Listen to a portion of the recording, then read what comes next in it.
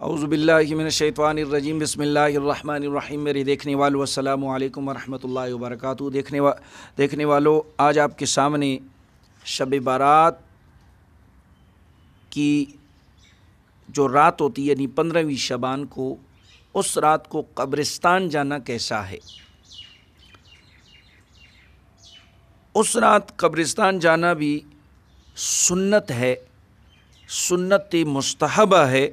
حضرت سیدہ عائشہ صدیقہ طیبہ طاہرہ رضی اللہ تعالیٰ عنہ فرماتی ہیں کہ میں نے ایک رات رسول کریم صلی اللہ تعالیٰ علیہ وسلم کو اپنے گھر میں نہ پایا، تو میں آپ صلی اللہ علیہ وسلم کی تلاش میں نکلی۔ کیا دیکھتی ہوں کہ آپ مدینہ منورہ کے قبرستان جنت البقیع میں ہیں۔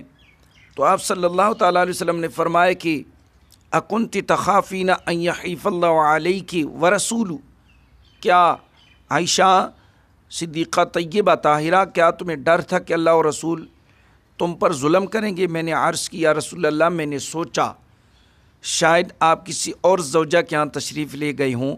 آپ صلی اللہ تعالیٰ علیہ وسلم نے فرمایا کہ نا عائشہ، ان اللہ ینزل لیلۃ النصف من شعبان الی السماء الدنیا فیغفر لیکثر من عدد شعر غنم کلب۔ عائشہ صدیقہ طیبہ طاہرہ، اللہ رب العالمین شعبان کی 15ویں رات آسمانی دنیا پر خاص تجلی فرماتا ہے، اور بنی کلب کی بکریوں کے بالوں سے بھی زیادہ لوگوں کی بخشش فرماتا ہے۔ لہٰذا ہمیں بھی چاہیے کہ اس رات قبرستان جائیں، اپنے آخرت کی فکر کریں کہ وہ لوگ ہم سے پہلے دنیا سے چلے گئے اور ہمیں بالآخر اس دار فنا سے اس دار بقا کی طرف جانا ہے۔ تو اپنے رب کے حضور حاضر ہو کر تمام اعمال کا حساب صبر دینا ہے، تو ضروری ہے کہ اپنے تمام گناہوں، بالخصوص بغض، کینہ، عداوت، دشمنی، زنا، شراب خوری، سب گناہوں سے سچی توبہ کرنی چاہیے، اور اس رات کو قبرستان جانا چاہیے۔